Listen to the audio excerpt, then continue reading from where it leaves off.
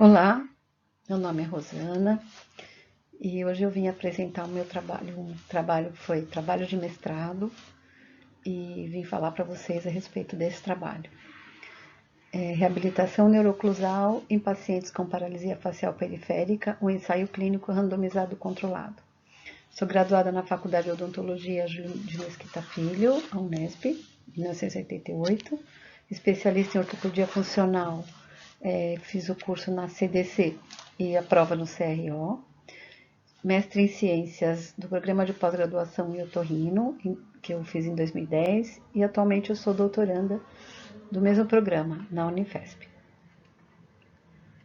E esse trabalho está disponível inteirinho, livre, para vocês olharem como foi, e nesse site.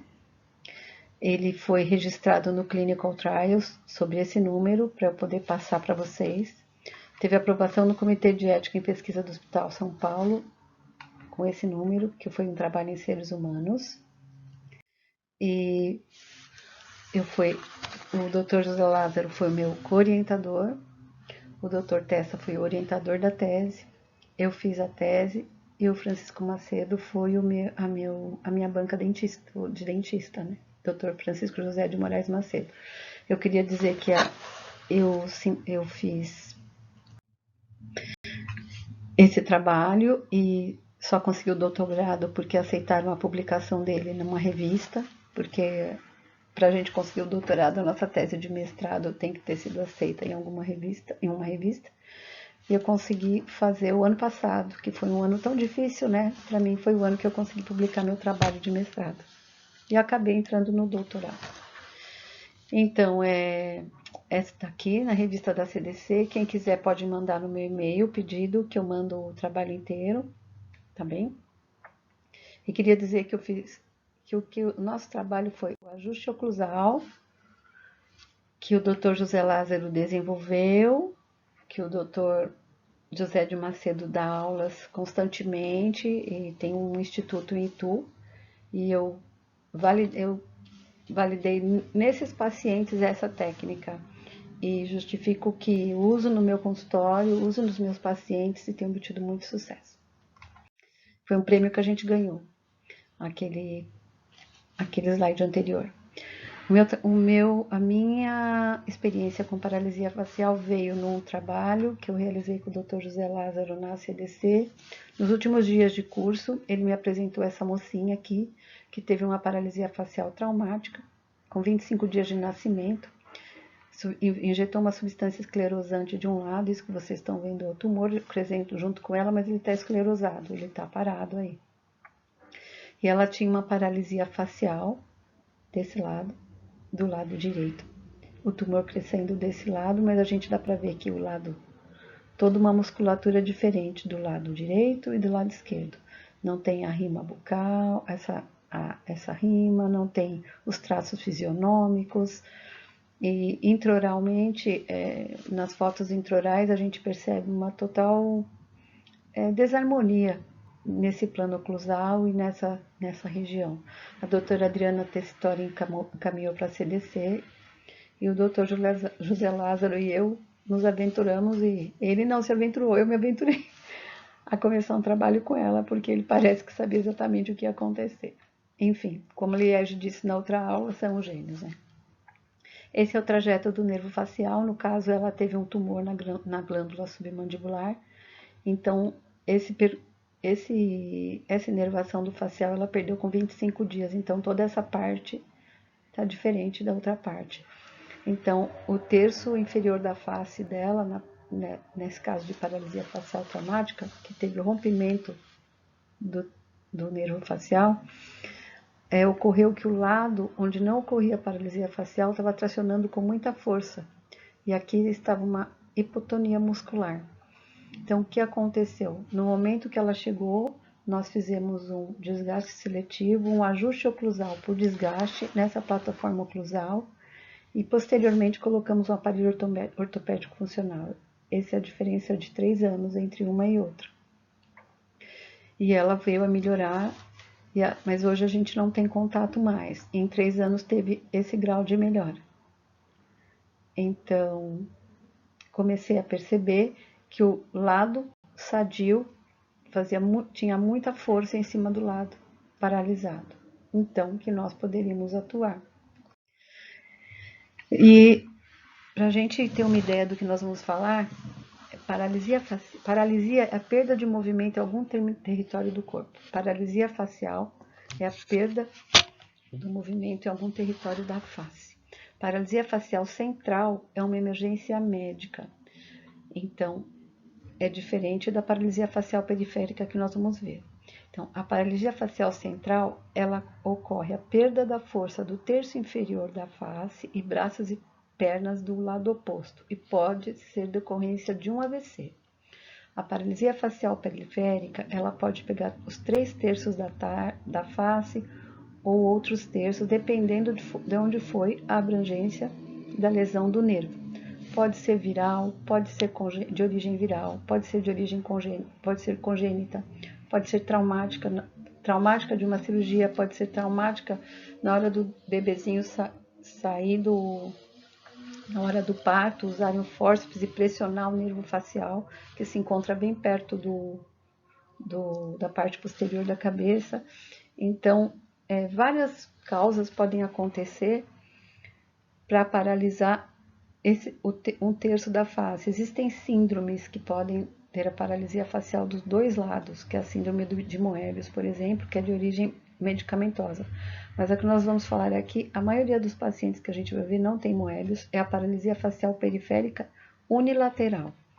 Porque se ela for viral, geralmente ela pega 1/3 a hemiface. Então, a hemiface, não tendo a inervação correta do facial, passa a perder essa tonicidade, toda a parte sadia começa a trabalhar com mais força. Então, a paralisia facial central, ela chama-se central porque ela pega acima do núcleo do facial, numa parte mais superior. E a periférica, ela atinge o nervo quando ele sai do forame estilomastoideo e vai para a parótida, vai inervar toda essa região da face.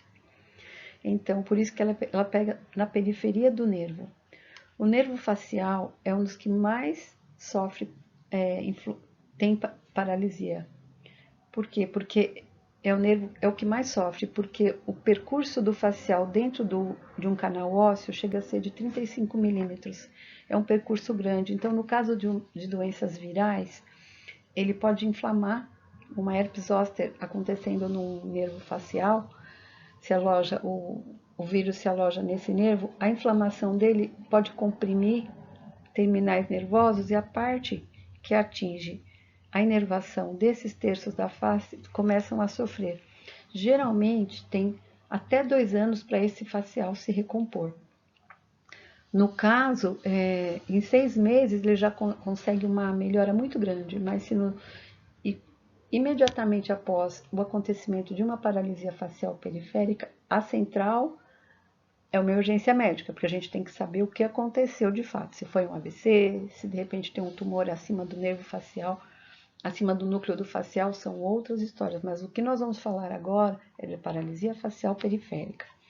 Então, no caso, se ela é viral, quanto mais cedo você se procurar um médico, um otorrino especializado em facial, um neurologista especializado em facial, ele dá corticoides, ele dá medicamentos para diminuir a inflamação nesse nervo e menos terminais sejam afetados por essa inflamação. No caso puerpério, gravidez, diabetes, hipertensão, são fatos que também podem levar a paralisia facial periférica. E o estresse e conversar com o médico especialista é o melhor que se faz nessa hora. Em 6 meses, é possível que haja uma recuperação completa, mas nos 2 primeiros meses da paralisia facial decorrente desses fatos, o ideal é que já tenha uma melhora. Quando não se sabe exatamente o que ocorreu, a gente fala que é a paralisia facial idiopática, periférica idiopática, que é a paralisia de Bell, que eles chamam de paralisia de Bell. Então, por que nós vamos falar do nervo facial? E por que eu resolvi, e por que o Zé acho que já sabia, o José Lázaro já sabia, mas eu fui entender que eu estava mexendo numa região que é a face, que é inervada pelo facial, pelo trigêmeo, entre outros nervos. Então, eles têm funções diferentes, mas atuam na mesma região. Então, o facial, no caso, faz a parte motora da face e o trigêmeo faz a parte sensitiva da face. Outros nervos fazem a parte de posição de língua, da sensibilidade da língua. Então, a face ela é inervada por diferentes nervos, né? Então, a gente tá agindo num nervo que está sadio, que é o nervo trigêmeo. Na paralisia facial, já teve pesquisas a respeito, os músculos da mastigação estão sadios. Já teve pesquisa de uma fono que ela fala que o facial o masseter está perfeito quando ocorre a paralisia facial. Então, qual é a nossa, qual, eu, qual foi a minha intenção? Melhorar, ver o que estava bom. O nervo facial é um nervo que quando ocorre a paralisia facial, ele fica desfigurado, o paciente chega a perder as emoções por não ver o reflexo da sua face no espelho, e já se percebeu que a partir do momento que ele vê o reflexo correto do espelho dele, o sorriso acontecendo, começam até a voltar as emoções. Então, foi contando no que tá bom, que é o trigêmeo e os outros, que a gente resolveu atuar com os nossos aparelhos. Para graduar a paralisia facial, existe essa escala, chama-se escala de Hauser-Brackmann, que é uma escala gráfica de paralisia facial. No caso que a gente percebe, é que 1 e 2 é uma recuperação bacana. De 3 em diante é uma recuperação insatisfatória, que é quando a gente pode começar a trabalhar com sucesso. Então, no caso do meu trabalho, a gente começou de pacientes a partir de grau 3. É aquele que, quando você percebe no repouso que ele já tem uma certa diferença, e quando ele sorri, começa o lado sadio exercer muita força em relação ao lado paralisado. Então, nossos casos foram de grau 3 em diante. O prognóstico desses pacientes depende muito da idade, depende do gênero, depende do tipo de paralisia, então são os fatores prognósticos e o grau que é o grau de recuperação deles, né? Então os meus eram crônicos, eles já não passou de 6 meses de evolução, então eles eram pacientes com paralisia facial crônica. Então, há mais de 6 meses de evolução, com lesão, ou na verdade com comprometimento de grau 3. A recuperação deles era insatisfatória a partir de grau 3. Então, essa é a menininha e o que nós usamos naquela menininha, para a gente alternar, né? A gente saiu dessa situação, fizemos ajuste oclusal por desgaste e por acréscimo, que foi o ajuste oclusal com o desgaste seletivo, que eu vou mostrar lá na frente, e pista direta. E para essa menina, a gente usou o aparelho de Frankel para classe 3, com escudos, e a Adriana Tessitori pediu para a gente fazer ranhuras no lado paralisado. E tivemos esse efeito aqui. Então, no caso, o tratamento para paralisia facial são vários, mas a gente está vendo mais com médicos, que é cirurgias plásticas. No caso, esse menino tem a paralisia facial do lado direito, e esse lado que tem mais tensionado é o lado sadio. Então, eles fazem várias cirurgias plásticas para deixar ele com uma aparência mais normal, uma aparência melhor. Então, esses são os nervos do facial que podem estar comprometidos. O temporal, o zigomático, eles saem do forame estilomastoide e começa a inervar a face. E eles com algum comprometimento, provavelmente esse menino tem uma congênita, que é aquela que acontece logo ao nascimento ou na época de formação do facial.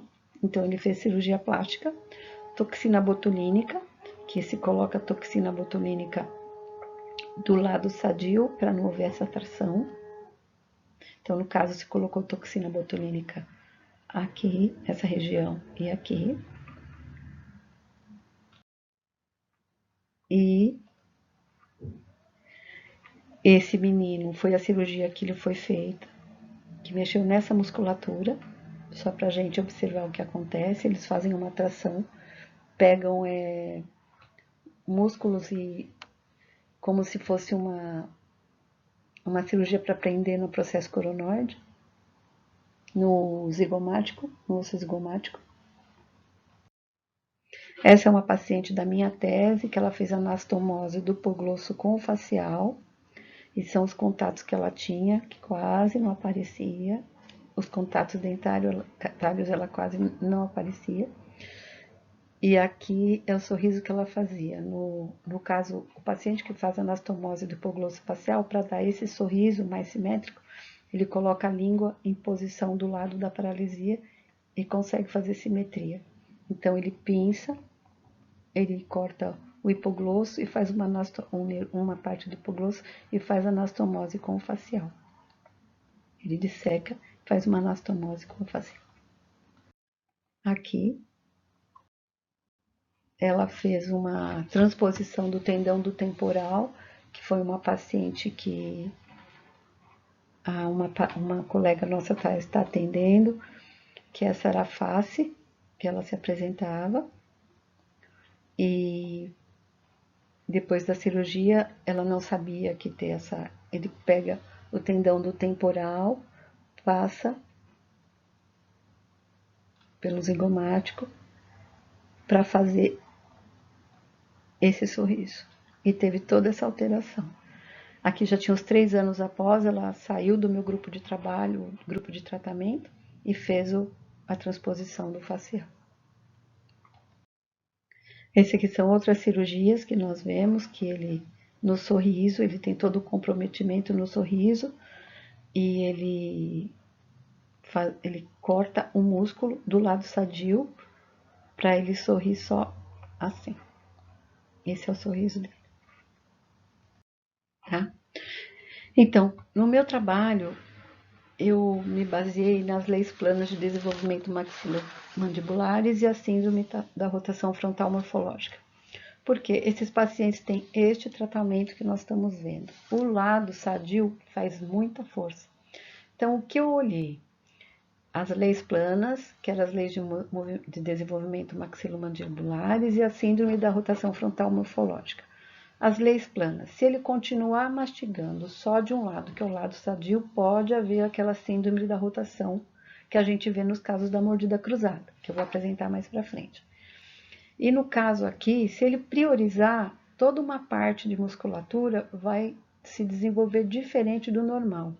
Não só nos pacientes que estão em desenvolvimento, que são crianças que não estavam no meu trabalho, mas nos pacientes adultos, porque se continuar isso acontecendo e se não tiver um plano oclusal que consiga segurar esse movimento para o lado sadio, pode ocorrer essa síndrome da rotação frontal morfológica e a gente ter comprometimento de todo o arcabouço facial. Então, seguindo as leis de planas para esses pacientes, que depois eu vou falar no final, seguindo esse pensamento da síndrome da rotação frontal morfológica, eu pensei única e exclusivamente na lei da mínima dimensão vertical. O que é? Quando a mandíbula executa movimentos para alcançar o máximo de intercuspidação dentária, ela se fará sempre à custa de maior aproximação dos maxilares. Então, se houver um movimento nesse sentido, que tem algum deslize para esse lado comprometido, então, mas a força do lado sadio, todo esse arcabouço vai começar a mudar. E o que eu percebi? Que esses pacientes reclamavam muito. Durante o ambulatório, eu fiquei 1 ano no ambulatório e vi que esses pacientes, todos, sem exceção, reclamavam muito, que mordiam muito a bochecha. Depois da paralisia facial, acontecia uma coisa que já vinha acontecendo. Morder muito a bochecha, morder muito a língua, desconforto ao mastigar. E eles falavam, era assim, mas agora com a paralisia piorou tudo, é a paralisia. E aí o paciente acaba, além de não se enxergar, piorando uma coisa que ele já acha que é da paralisia. E a gente sabe que pode não ser. E eu usei desse artifício para começar a atendê-los. Então, o que eu fiz? De acordo com a mínima dimensão vertical, se essa aproximação, saindo da relação central, chegando à oclusão cêntrica com desvio, leva todo esse arcabouço a se formar diferente, a ter um encaixe diferente, um desequilíbrio muito maior do que já vinha ocorrendo. Porque se ele já tem um desequilíbrio oclusal, mais a força do lado sadio, isso vai comprometer muito daqui para frente. Porque como a Liege falou na aula passada, na outra aula que ela deu, a deglutição tem contato dentário. Se todo contato dentário for à custa desse desvio, todo o arcabouço vai sofrer mais os problemas da própria paralisia facial. Então, nós, de acordo com a reabilitação neuroclusal, que é que nós vamos falar, os contatos dentários vão levar a essa normatização da plataforma oclusal e, no caso desses pacientes com paralisia, vão levar a uma função mais adequada, porque eles vão começar a exercer uma hiperfunção ou uma hipofunção. Uma hiperfunção do lado que está ocorrendo com o maior contato e o fim do contato, junto com a força de toda essa musculatura. Então, se eu conseguir uma plataforma oclusal mais estática, mais segura, mais equilibrada, eu consigo evitar que ocorra essa atração tão forte para o lado sadio, que eles reclamavam tanto. Então, nós atuamos no plano oclusal. Então, o plano oclusal é definido como campo de encontro entre os dentes antagonistas, para onde e de onde as aferências neuromusculares estão direcionadas. Campo este controla a parada final do ciclo mastigatório. Então, nós vamos contar que esse plano oclusal seja o mais equilibrado possível, sem nenhum desvio, nenhum impedimento para fechar. Então, todos os planos oclusais que a gente já viu. Então, o plano oclusal aqui, o plano oclusal da minha pequena, o plano oclusal no modelo gnatostato, o plano oclusal do paciente da tese e esse plano oclusal. Então, a gente acertando esses contatos vai gerar maior equilíbrio. Então, no caso aqui, essa mocinha tinha esses contatos acontecendo. Então, para mim e para o doutor José, para o que eu vi no trabalho inteiro, de imediato, a gente conseguia essa estabilidade na plataforma oclusal com contatos ocorrendo simultâneos e sem impedimentos, tentando deixar o máximo possível a oclusão central igual à posição de máxima intercuspidação, nós vamos evitar todo esse trabalho alterado da musculatura da face. Então, quando nós recuperamos a função dos contatos físicos, toda a musculatura trabalha com eficiência e os impactos que vão levar dos dentes para o sistema nervoso central acontece com maior efetividade e com uma resposta melhor para todo esse sistema estomatognático. Então, a minha intenção era trazer o melhor do que eu pudesse dar para esse paciente com a minha informação de ortopedia.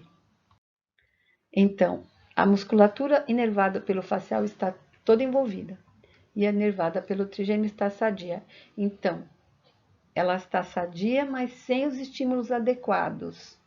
Por quê? Se está acontecendo algum desvio, que todos os pacientes que eu avaliei estavam com desvios, então, se eu conseguir deixar esses contatos mais adequados, todo o arcabouço volta a seguir um padrão de normalidade. Se eu deixar continuar, ele vai ter um grau de deformidade. E eu posso fazer isso através do desgaste seletivo, que eu vou mostrar lá na frente, que o José Lázaro preconizou e que nos ensinou, que acho que tem bastante pacientes do José Lázaro aqui, até as pistas diretas. Teve um paciente que eu fiz pista, ele era adulto, eu fiz uma coroa provisória, e é meio instantâneo, ele já começa a fechar melhor, a parar de morder a bochecha, morder a língua, começa a mastigar quase dos dois lados, porque eles têm muito medo, né? Porque o lado está paralisado e o bucinador ainda não... O bucinador tem um efeito na mastigação, mas a gente consegue uma maior apreensão com aquele sistema e um maior equilíbrio e uma maior segurança para mastigar. tá?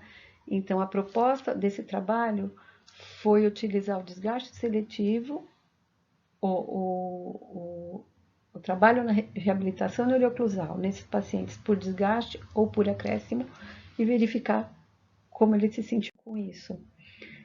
Se num paciente normal a gente percebe que você sai dessa situação e leva para essa situação com reabilitação neurooclusal, com ajuste oclusal e pista direta, por que não? Então, pensando nisso, a primeira coisa que eu achei interessante falar para vocês é que a gente tinha que olhar esses pacientes e achar a relação cêntrica, que é igual a relação central, o melhor possível. Partir de observar, o abrir e fechar e ver como esses pacientes funcionavam. Era exatamente igual aos nossos pacientes do consultório. E nos meus pacientes de consultório, o que eu tinha dificuldade era achar a relação cêntrica igual à relação central. A relação cêntrica não ocorre o contato dentário. O paciente começa a fechar e encontra o primeiro contato, e se ocorre o desvio, então essa relação é diferente da posição de máxima intercuspidação. E o ajuste com a palpação muscular, que nós vamos demonstrar mais à frente, nos ajuda a posicionar melhor essa maxila e mandíbula e não acontecer os desvios e nem os impedimentos. Então, eu partindo numa relação cêntrica, nós chegamos à oclusão cêntrica e chegamos ao contato dentário. Esta oclusão cêntrica deve ter o mínimo de contato necessário para que tenha um equilíbrio físico. Então, o que acontecia num contato para eles, o mínimo contato levava a um desvio muito grande. Então, a busca foi sempre realizar um ajuste oclusal na plataforma oclusal por acréscimo ou por desgaste e favorecer o melhor possível o equilíbrio para esses pacientes. Então, num paciente normal, o que a gente tem que prestar atenção? Esse paciente tinha uma cruzada. Então, ele não tem paralisia facial. Ele começa a fechar aqui, sai da relação central, tem o primeiro contato e desvia. Então, a máxima intercuspidação é assim. Então, para chegar nesse trabalho, nesse efeito, nesse paciente foi pista direta plus. Então, a ideia é realizar o que nós sabemos no sistema, que nós conhecemos, porque eles não tinham uma cruzada total como esse menino, e realizar o melhor possível usando o que o trigêmeo, que é o quinto par craniano, pode trazer para a gente. Então, eu tive que justificar porque eles perguntaram o que eu ia usar de parâmetro. Eu fiz, então, modelos gnatostáticos e usei plano de Camper para comparar esse modelo gnatostático com o plano oclusal ideal. E a plataforma oclusal ideal, nesses pacientes, era uma plataforma oclusal sem desvios ou impedimento. E que realizasse um movimento de abertura e fechamento sem desvios e impedimentos, mas eu tive que ter uma referência para contar o que acontecia com essa plataforma oclusal quando não ocorriam mais os desvios. Então, nós usamos o plano de Camper, né? Que foi através do aqui mostrando o plano de Camper que eu trago os tragos subnasal, né? E o plano oclusal do paciente. E voltando a falar só da síndrome da rotação frontal morfológica, que um paciente com paralisia facial pode acontecer isso com mais impacto ainda, porque além de todo esse ajuste, que aqui no caso pode ser de uma cruzada, um paciente com preferência mastigatória unilateral, todo o arcabouço vai se formar diferente, obedecendo uma síndrome da rotação frontal morfológica. Foi um dos motivos de justificativa no comitê de ética também, para conseguir fazer esses ajustes do plano oclusal nos meus pacientes, tá? Então, quem foi importante foi achar uma relação cêntrica, o paciente sentado a 130 graus, e foi por esses trabalhos, você a gente percebe que se toda essa plataforma oclusal, quando encosta, ela muda, além dela sair de uma relação cêntrica e chegar numa posição de intercuspidação muito alterada, ela muda todo esse contexto de ióide, de posição de cabeça. Então, para esses pacientes ia ser mais grave ainda. Foi a justificativa.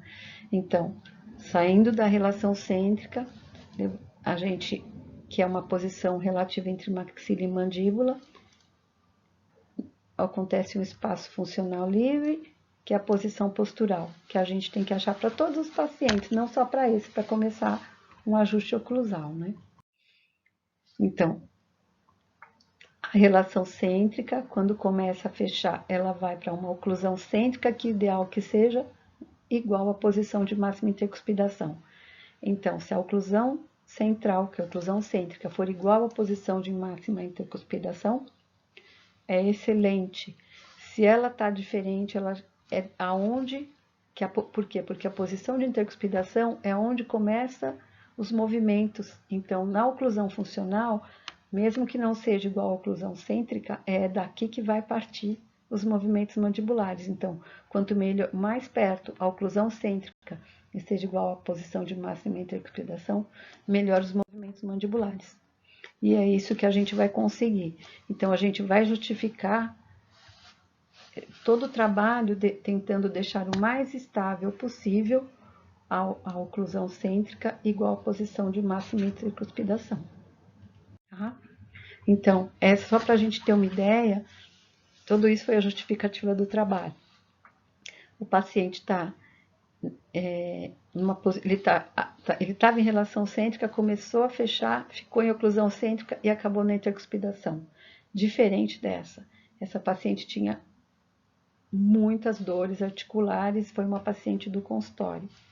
Então, se elas são as mesmas posições, se a relação cêntrica e a relação central são as mesmas, ela começa a fechar, entra na oclusão cêntrica e ocorre o desvio. E é disso que nós vamos tentar nos livrar para esses pacientes, em geral. Para essa paciente, eu consegui uma melhor posição usando o aparelho de planas simples que nós estamos acostumados. No caso, para conseguir esse tipo de trabalho perfeito, eu sempre usei o gnatostato, o arco facial e o modelo gnatostático. E eu usei exatamente isso nessa minha tese. Então, essa é uma paciente da tese, usei o arco facial, todos para justificar o plano de Camper, o arco facial e o modelo gnatostato em todos os pacientes. Tá? Esse é o modelo gnatostato, esse é o plano de Camper com referências, para a gente ter nos modelos, para não ser como se fosse um modelo de ortodontia, aquele azocalado, e esse é o gnatostato. Então, partindo de toda essa introdução, nós realizamos uma escala visual analógica para todos os pacientes. Nós tivemos um grupo de tratamento e um grupo controle. Então, a escala visual analógica é interessante a gente falar porque ela surgiu porque os enfermeiros estudaram essa escala. Na verdade, os enfermeiros observavam que os pacientes saíam da UTI e às vezes voltavam para a UTI. Então, e eles avaliavam a temperatura, o pulso, a pressão arterial e a frequência cardíaca. E começaram a perceber que todo paciente que saía sem dor não voltava para a UTI. Geralmente, quando ele saía sem dor, era muito difícil ele voltar. Então, passou-se a chamar a dor como quinto sinal vital. Então, para sair de uma situação, o paciente, no caso, um paciente de UTI, um paciente de hospital, passou-se a usar essa escala.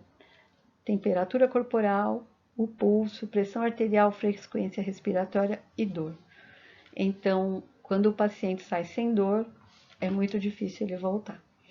Por quê? Porque ele teve uma cura mais efetiva. Então, ela é usada para tratamentos, para terapias. Então, a gente pode usar isso, fazer um questionário de acordo com o nosso trabalho, que foi o que eu fiz, E ele gradua com essas carinhas qual é o estado que o paciente se encontra. Chama a escala visual analógica, que é a escala EVA. Então, os objetivos do meu trabalho foi avaliar os efeitos da reabilitação neurooclusal em pacientes com paralisia facial periférica crônica, observando a diminuição de sintomas da disfunção mastigatória. Então, tudo voltado.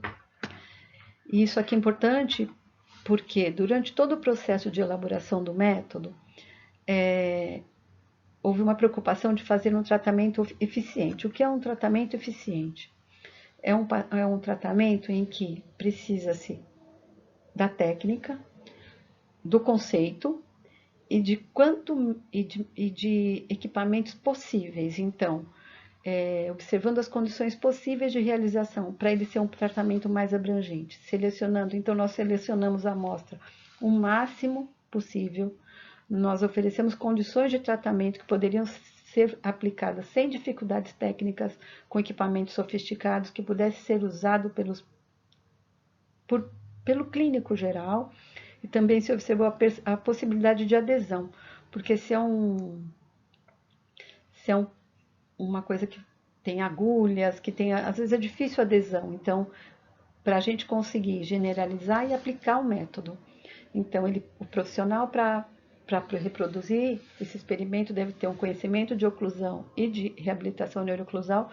Equipamentos e técnicas de diagnóstico são as convencionais e acessíveis. No caso, eu usei o modelo diagnóstico. Então, durante um ano, eu coletei pacientes. Então, é um ensaio clínico randomizado e controlado, porque o ensaio clínico é um tratamento novo para esses pacientes.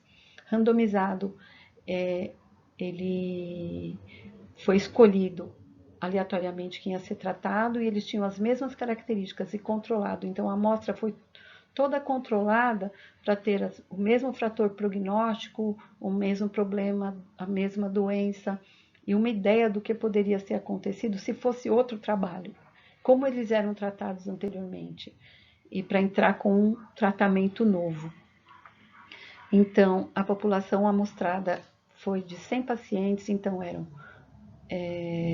pacientes com paralisia facial, no ambulatório do facial da otoneurologia da Unifesp. Então, dos 100 do ambulatório do facial, 65 tinham paralisia facial periférica. E foram convidados a participar, porque tinham uns que eram muito graves, que não estavam em condição, então eles foram convidados a participar, porque às vezes tinha paralisia dos dois lados, paralisia que repetia. Então, nós selecionamos um que entrava nos nossos critérios, que tinha o mesmo fator de prognóstico. Eram paralisia facial periférica crônica com mais de 6 meses de evolução. Então, desses 65, 44, porque tinha alguns aqui também que tinha acabado de acontecer a paralisia e evoluir ainda, né? Então, eles foram convidados a participar dos 65. Aí nós fomos ver intraoralmente, porque nós somos dentistas dentro de um hospital. Então, 44 concordaram em passar no consultório. E desses 44, 18 satisfizeram os critérios de elegibilidade, o que era serem dentados, não podia ser portador de prótese total, poderia ter prótese removível ou implantes de 18 a 60 anos e com paralisia facial periférica crônica, quer dizer, com mais de 6 meses de evolução. Então, desses 18, 14 concordaram em ser randomizados. Dos 18, teve um que também me parece que se acidentou, mas 14 concordaram em participar. E desses 14, 7 foi para o grupo tratamento, 7 foi para o grupo controle, e depois o grupo controle passou para o grupo tratamento para aumentar a amostra, certo? Então, eles foram analisados em estratos, né, em grupos semelhantes no fator prognóstico, idade, gênero e etiologia. Isso a gente viu para ver se a amostra estava homogênea. Então, a gente controlou numa amostra bem homogênea, ok? Então, vamos lá. Então, para essa amostra. Esse aqui é o pessoal do ambulatório facial, esses preencheram os critérios de elegibilidade, nós fizemos um cegamento, que foi uma limpeza com escova de Hobson, exame clínico, conversas. Nos pacientes do grupo tratamento, nesse primeiro dia, nós já fizemos limpeza, fizemos modelo gnatostático fizemos a limpeza do modelo gnatostático e a escala EVA. Perguntamos algumas questões. Depois de 30 dias fizemos o tratamento e esses faziam limpeza, escala EVA, limpeza, profilaxia, escala EVA, profilaxia, escala EVA. Então, 30 dias, 60 dias, 90 dias. Tá? A pergunta que nós fazíamos no grupo controle e tratamento era, a escala EVA, né? Você mastiga bem?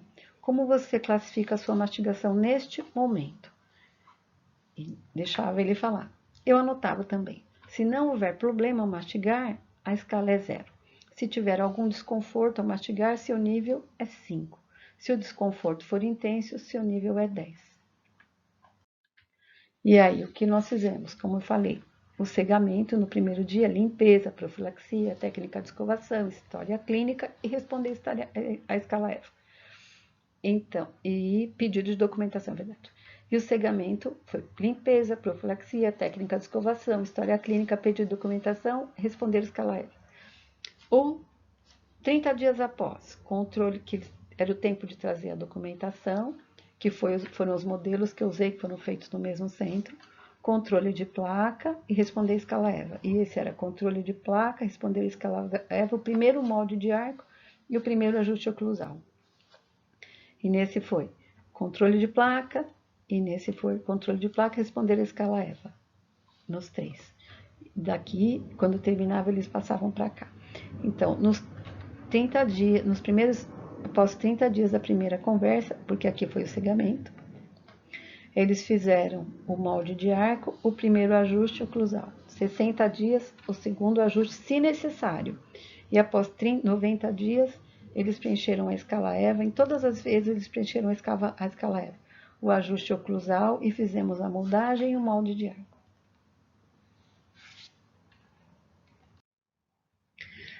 No grupo tratamento, então, a gente fez modelo gnatostático, com gnatostato.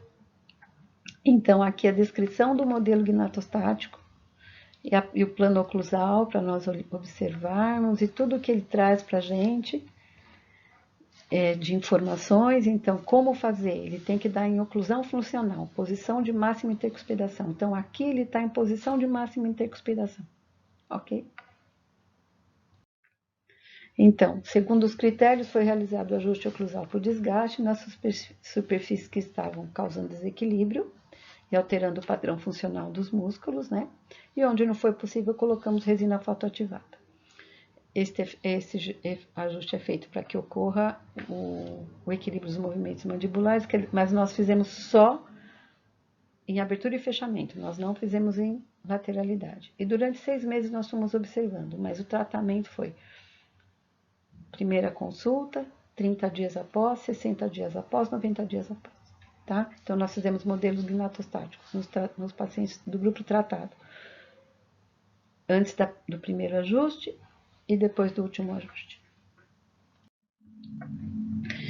E aí, qual foi o tratamento? O ajuste oclusal preconizado é realizado em paciente em posição a 130 graus e o profissional sentado à frente e feita a palpação dos músculos masseter e temporal. O paciente é sentado relaxado e o profissional vai tentar posicionar, achar a relação central, a relação cêntrica ou relação central. Se for difícil, deixa um copo d'água do lado e vai pedindo para ele fazer deglutições, atos de deglutição.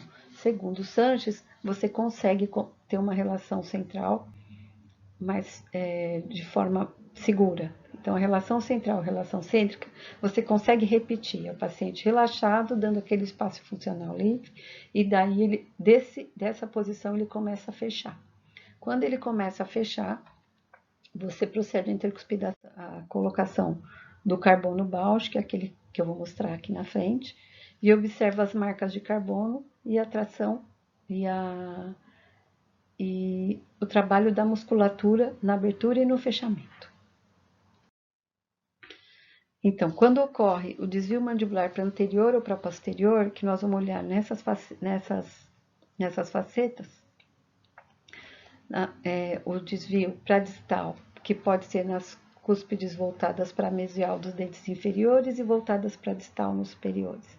E no desvio mandibular para anterior, que é voltada nas cúspides voltadas para distal no inferior e para mesial no superior. Então, a gente vai ver essas marcas de carbono associadas com a palpação muscular. Associar a marca de carbono com desvio da mandíbula em direção à linha média para a língua, então, fazemos a palpação muscular de masséter e temporal e observamos o desvio no fechamento, se foi para a língua, observando essas marcas, se foi para a língua ou se foi para a bochecha. Foi essa técnica que eu usei.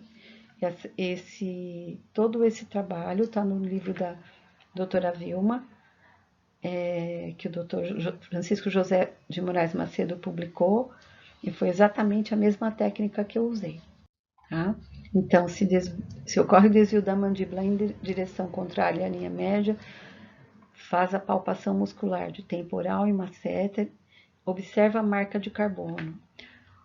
O que eu queria chamar a atenção? A marca mais forte não indica que foi a marca inicial.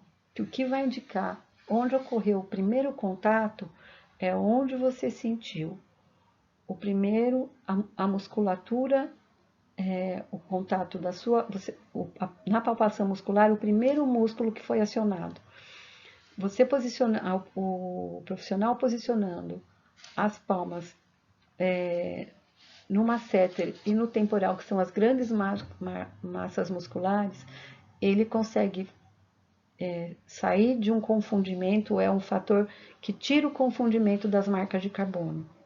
Então, a palpação muscular no temporal e no masséter, observando as marcas de carbono nas plataformas oclusal dos dentes, vai te tirar o confundimento de todas as marcas acontecendo.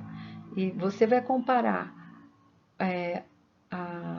a força muscular com que ocorre esse fechamento de acordo com a mudança na sua sensibilidade da sua mão, mesmo direita e esquerda, no tracionamento desses músculos masséter e temporal. Então, no fechamento, o músculo da mastigação está ok. Então, nesses pacientes você vai conseguir sentir a contração muscular de masséter e temporal e comparar a primeira marca com a marca de carbono que foi feita naquela superfície. Então, as marcas estão aqui, são planos inclinados, e eu fiz exatamente como está na técnica. E aconteceu, fiz em todos os pacientes esse ajuste oclusal. Usei essa broca cilíndrica e usei esse carbono para ver as marcas de carbono. E qual foi a medida? Todos os pacientes que nós fizemos o modelo gnatostático, nós colocamos no compasso de Willis, medimos 7 centímetros, que é o que o gnatostato nos dá, colocamos o carbono articular e contamos as marcas que ele deixou.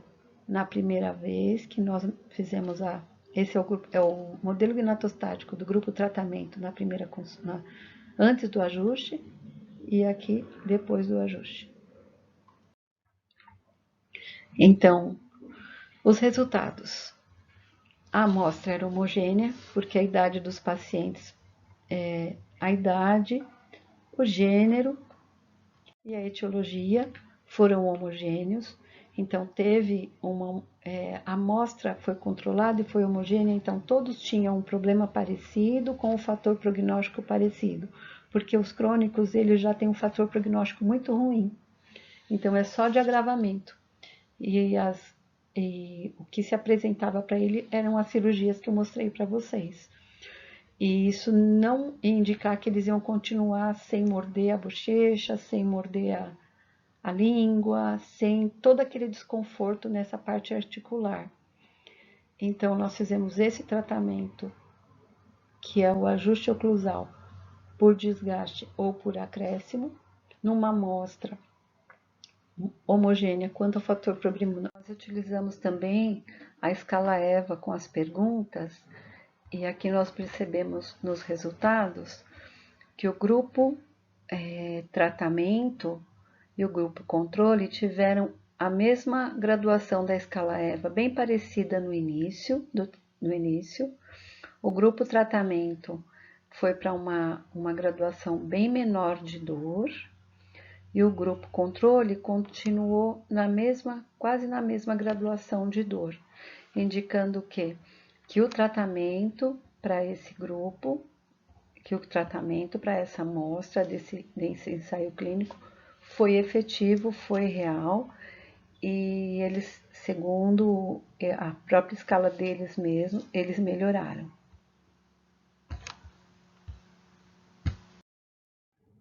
Esse gráfico mostra o número de contatos dentários no inicial, nos modelos iniciais, nos modelos gnatostáticos iniciais e nos finais. O que aconteceu foi que teve um paciente que não sentiu melhora, ficou a mesma coisa na melhora pela escala EVA, e teve um aumento muito grande de contatos dentários. Então, o que nós percebemos é que esse paciente não deveria estar nessa amostra, mas nós percebemos depois, porque ela teve a paralisia numa idade muito nova, com 15 anos ela instalou a paralisia, então toda aquela fase de crescimento ela teve toda com a paralisia facial, e pode ser um fator de confundimento da amostra. E o modelo gnatostático dela eu não consegui colocar exatamente igual os outros. Em vez de colocar na base posterior, eu tinha que colocar na base anterior, senão não conseguia encaixar no compasso. Então, é um paciente que talvez não deveria estar nessa amostra.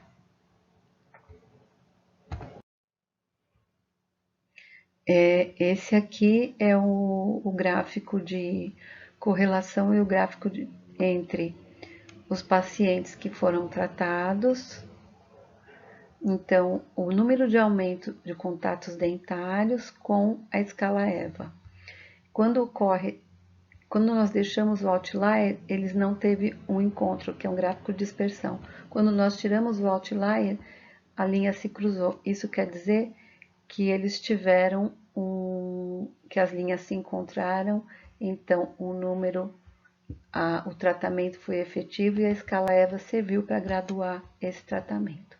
No nosso caso, os resultados foram: a amostra foi homogênea quanto aos fatores prognósticos, a escala EVA no grupo controle e tratamento foram iguais no início, mas após o tratamento foram muito diferentes. O grau de melhora, segundo a escala EVA, foi bem diferente para melhor no grupo tratado.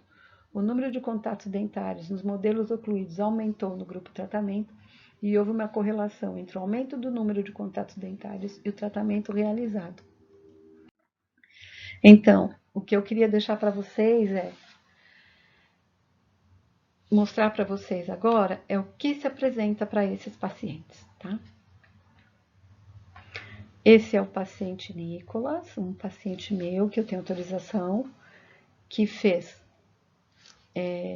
pista direta, vou mostrar para frente, aparelho ortopédico funcional, e esse era o sorriso. Esse é o sorriso dele sem aparelhos. Esse é um paciente que foi submetido à cirurgia, que eu mostrei para vocês. Eu acho que mais para frente tem. Essa é uma paciente que fez a transposição do facial. E assim, é outra que ela fez um tratamento com hiperboloide. Então, ela não sabia que ia ter esse...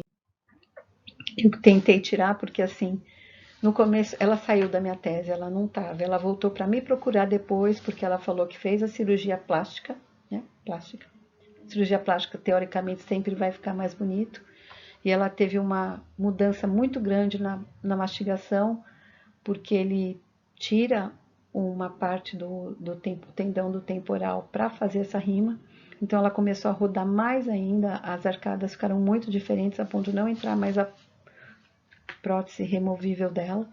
Então ela saiu desse perfil aqui para esse aqui e ficou com a face muito diferente mesmo. E talvez a técnica não foi a melhor para esse caso. E vocês desculpem da foto, eu tentei tudo o que eu podia, mas eu só tinha essa. Como ela não era da tese, ela veio me procurar e eu tinha uma imagem guardada e não foi a melhor. Trouxe para vocês verem como ficou. E aí entrou a minha amiga Fabiana, que foi lá e fez um trabalho com hiperboloide, com essa paciente, apesar dela não estar mais na tese, agora nós não estamos falando da tese, estamos falando de ortopedia na paralisia facial, ok? É que eu não podia deixar de mostrar isso para vocês. E ela teve uma melhora, os traços fisionômicos estavam muito acentuados, estava muito forte, e ela teve uma melhora nos traços fisionômicos com 3 meses de hiperboloide, algumas visitas. Então, essa é a minha paciente da tese, que ela aumentaram os números de contato dentário, aqui tá. Mas isso não foi usado, as fotos não foram usadas, o que foi usado foi os modelos. Ela submeteu-se à anastomose do hipoglosso com facial, então o sorriso dela, eu tirei os olhos, mas ela fica muito bem, muito melhor do que esse sorriso aqui. Você percebe que ela faz o sorriso, quando ela aproxima e tem estabilidade, ela rime, ela tem um sorriso melhor. Apesar de já ter feito cirurgia, a ortopedia pode vir para somar, para deixar melhor ainda, tá? E esse é o meu paciente, então, no caso aqui, ele chegou para mim com esse sorriso e hoje ele está assim, sem aparelho nenhum. Eu sei que o sorriso dele é diferente, mas não foi necessário tantas cirurgias assim para chegar aqui. Foi só aparelho ortopédico funcional,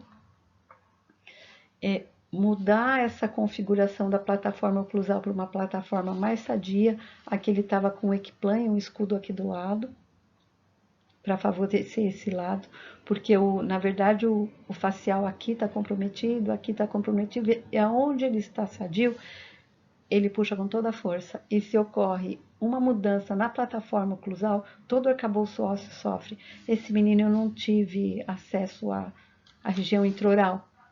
Então, eu fiz uma vez uma postagem do Júlio Laranja, né? Então, ele saiu dessa situação, foi para pista direta planas e aparelho, equiplan, e sem aparelho ele tá assim, tá? Então, tem vários casos assim que eles colocam algoritmos e modelos, o que fazer quando o paciente está com esse tipo de tratamento, quando é eletroneuro dá isso, esse aqui é eletromiografia com agulha. Então, o que fazer? Se a gente puder minimizar, olhando para o nosso trabalho, olhando para o trigêmeo, quem sabe a gente não entra aqui nos algoritmos também para ajudar essas pessoas. E assim, o que eu aconselho, ver se ele não está com cárie, ver se ele não está, mandar reabilitar. O paciente teve paralisia facial, acabou de acontecer, ou é um paciente que pequeno, nasceu, chegou para você com essa alteração no sorriso, tem alguma coisa para ser feita assim e na nossa área. Observar também que as leis de planas nesses pacientes ocorre diferente nos pacientes com paralisia facial congênita, tá? Então a gente tem que olhar com muito cuidado as leis de planas para esses pacientes. Mas no caso de orientação mastigatória, mas no caso de você dar uma parada final de ciclo mastigatório efetiva, com estabilidade, você torna o percurso desse paciente no decorrer da vida diferente, diferenciado. Toda uma musculatura vai responder diferente se a plataforma oclusal estiver equilibrada. Realmente, como nós temos visto com a Liege, com o Gabriel e com todos os outros profissionais que fizeram palestras aqui na IVO. Então, queria estar nesse algoritmo daqui a um tempo. No caso, tem cirurgiões que não, você tem paralisia facial, não vamos mexer. A gente tem que olhar. A plataforma oclusal tem que estar forte, equilibrada, firme para suportar. O lado sadio vai tracionar com mais força, certo? Então, se a plataforma oclusal tiver com o máximo equilíbrio possível, sem nenhum deslize, você vai estar favorecendo, trocando uma prótese, restaurando o dente, deixando a boca o máximo equilibrada tudo e saudável em tudo. Principalmente nesse caso, uma boca saudável que tem paralisia facial e não tem um equilíbrio oclusal, pode ocorrer a síndrome da rotação frontal morfológica com o tempo. Numa criança pode ocorrer o crescimento total assimétrico, mas aí eu já conto a outra parte do meu estudo, que eu quero mostrar para vocês numa outra oportunidade. Então, o que a gente leva disso? Qual o nosso olhar? Se o paciente com paralisia facial queixa de lesões na boca, existem facetas que estão desviando e piorando o quadro. Sinais de alerta, o desconforto ao mastigar, morder a bochecha não é um fato novo, mas eles falam que é porque a paralisia facial está tudo diferente. Então, tudo vai estar pior. Essa parte nós podemos ajudar. Então, tentar deixar através do ajuste oclusal o mais equilibrado possível. E quando não for possível na plataforma oclusal, tentar, se for com removíveis, arrumar removível, restaurar dente, colocar aparelho ortopédico, escudos, para diminuir essa força que o lado sadio exerce sobre o lado paralisado. E queria agradecer muito, eu achei muito bonito isso aqui, que a gente gasta tanto tempo na cabeça da gente, por que não deixar ela melhor, um lugar melhor, né? E esses pacientes têm o rosto como um lugar que não tá bacana, mas a gente pode ajudar muito mais, tá bom? Muito obrigada. Eu coloquei toda a bibliografia que eu li para vocês, está tudo aí. Esse aqui é a bibliografia que eu usei para fazer toda a parte de monografia, de tese, de tudo, tá? Agradecer demais ao Ivo, que me deu a oportunidade de mostrar tudo isso para vocês. Muito obrigada.